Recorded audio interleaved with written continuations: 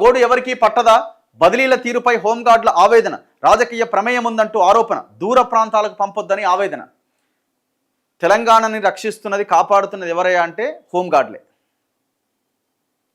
వాళ్ళు కష్టపడితేనే ఇవాళ లీడర్లు ఉన్నతాధికారులు, పోలీసు ఉన్నతాధికారులు బయటకు రాగలుగుతున్నారు. వితౌట్ హోంగార్డ్ పోలీసులకు కాదు, ఈ తెలంగాణ ప్రజలకు సెక్యూరిటీ లేదు. అంత కష్టపడి ప్రజల కోసం పనిచేస్తున్న అమాయకులైన పేద ప్రజలైన ఆ హోంగార్డుల పరిస్థితి ఎంత దీనంగా ఉందంటే సమయానికి జీతం రాదు. అందరు పోలీసుల జీతాలు 1వ తారీఖు వస్తే వీళ్ళ జీతం 19, 20. మొన్న కూడా నాకు కొంతమంది కలిసిరు. వాళ్ళు చెప్తున్నారు మాకు 19 తారీఖు పడ్డది మొన్న. మరి ఎందుకు వాళ్ళ జీతం అంత లేటు? వాళ్ళతో కంపేర్ చేస్తే వీళ్ళ జీతం ఎక్కువనా వాళ్ళ జీతం ఎక్కువనా? వీళ్ళ జీతం చాలా తక్కువ కదా. ఆరోగ్య భద్రత లేదు, ఉద్యోగ భద్రత లేదు. హోంగార్డులని పర్మనెంట్ చేస్తామన్న హామీలు నీటి మూటలుగానే మిగిలిపోయినాయి. ఇంతవరకు వాళ్ళ పర్మనెంట్ ఆలోచనే లేదు.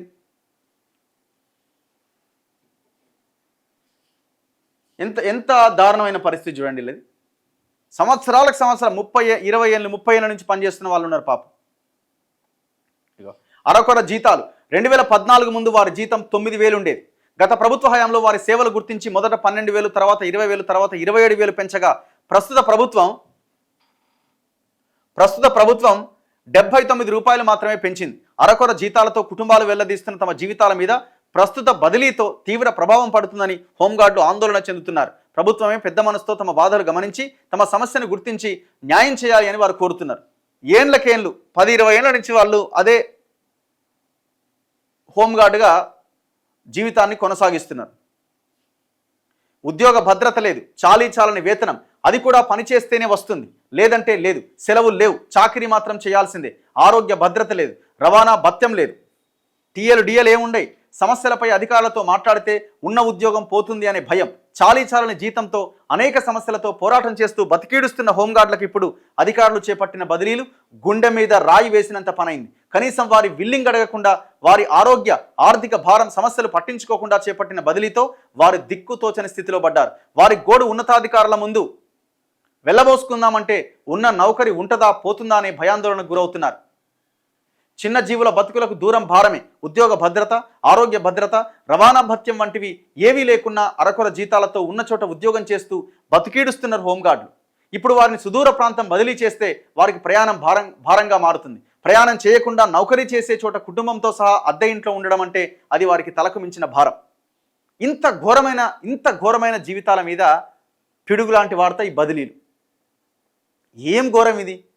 ఇగో చూడండి, కరీంనగర్ కమిషనరేట్, రాజన్న సిరిసిల్ల జిల్లా, జగిత్యాల జిల్లా, రామగుండం జిల్లా, వరంగల్ జిల్లా, సిద్దిపేట జిల్లాల పరిధిలో పనిచేస్తున్న 337 మంది హోంగార్డులను మే 28వ తేదీన చేసిన బదిలీతో వారి కుటుంబాల పరిస్థితి అస్తవ్యస్తంగా తయారైంది. గతంలో హెడ్ కానిస్టేబుల్ ర్యాంకు నుంచి పైకి మాత్రమే జోనల్ కింద పరిగణించి పక్క జిల్లాలకు బదిలీ చేసేవారు. ఇప్పుడు దానికి విరుద్ధంగా కనీసం వారి విల్లింగ్ కూడా తీసుకోకుండా చేపట్టిన బదిలీలు హోంగార్డులను తీవ్ర మనోవేదనకు గురి చేస్తున్నాయి. మీరు బదిలీ చేద్దాం అనుకుంటున్నారు కదా, వాళ్ళకి ఆరోగ్య భద్రత, ఉద్యోగ భద్రత అండ్ దాంతోపాటు వాళ్ళకి సమాన పనికి సమాన వేతనం కల్పించండి. వాళ్ళు ఎందుకు పోతారు? నువ్వు ఇచ్చే 27,000 జీతానికి ఆయన కట్టింగ్స్ పోని ఆయనకు వచ్చేది ఎంత పాపం? పేరుకు పోలీసు ఉద్యోగం, పేరుకు కాకి చొక్కా, కాకి డ్రెస్సు, కానీ ఎంత దారుణమైన జీవితాలు వాళ్ళవి ఆలోచిస్తున్నారా? ఒక్క ఎస్పీ కానీ ఒక్క ఉన్నతాధికారులంతా వీళ్ళు లేకుండా పనిచేయండి. ఈ హోంగార్డు లేకుండా మీరు పనిచేయండి, రోడ్ల మీదకి రండి. మీరు మీ ఇళ్లలో పనిచేసేది ఎవరు? ఇదే హోంగార్డు, ఇదే కానిస్టేబుల్ కదా. ఒక్కొక్క ఎస్పీ ఇంట్లో, ఒక్కొక్క ఉన్నతాధికారి ఇంట్లో దాదాపు 20-30 మంది ఉంటారు. వెట్టి చాకిరీ కంటే చాలా భయంకరమైన డ్యూటీ వాళ్ళది. వాళ్ళకి పని చేస్తేనే పైసలు, మళ్ళా వాళ్ళకి పని చేస్తేనే పైసలు. ఒకరోజు రాలేదా జీతం cut. Just like outsourcing employee అంతే. గవర్నమెంట్ జీతం ఇస్తుంది గంతే. ఒక రకంగా చెప్పాలంటే అవుట్ సోర్సింగ్ ఎంప్లాయ్, ఏజెన్సీ ఇవ్వకుండా గవర్నమెంట్ ఇస్తుంది అన్నట్టు గంతే.